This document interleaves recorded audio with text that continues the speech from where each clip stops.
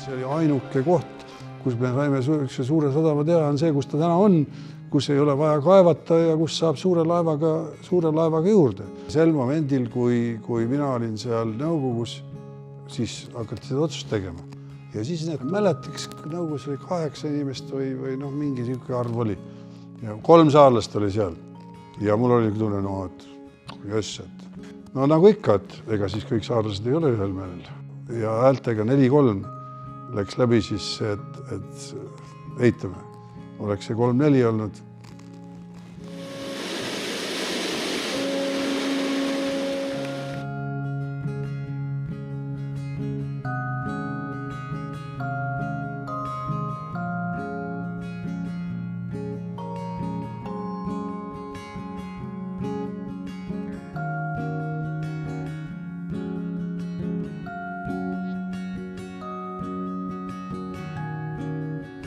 Saaremaa on olnud läbi sajandite mereriik ja tänu Saaremaa sadama 20-aastasele ajaloole oleme me jõudnud sellega veel laiemasse maailma.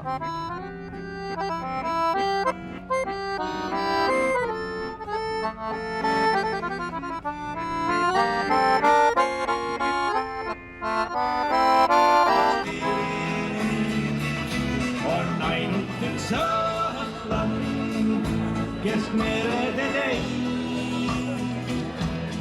Ta tegelikult töötab ikkagi Tallinna Sadama jaoks kui kruiisisadam, aga ta töötab tegelikult ka Saaremaa jaoks kui uute turistide voog.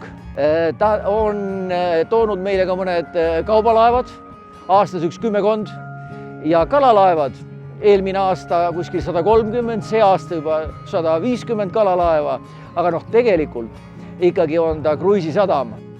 Kui ta meil kruiisisadamana edasi töötab, siis maailmas jätkub kruiisilaevade ehitus ja inimesed üha rohkem tahavad kruiisida, et see trend on väga positiivne.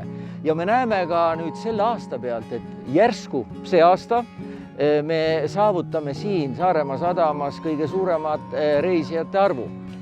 Nii et igal juhul, kui neid peatrende vaadata, tasub olla mõõdukalt optimistlik.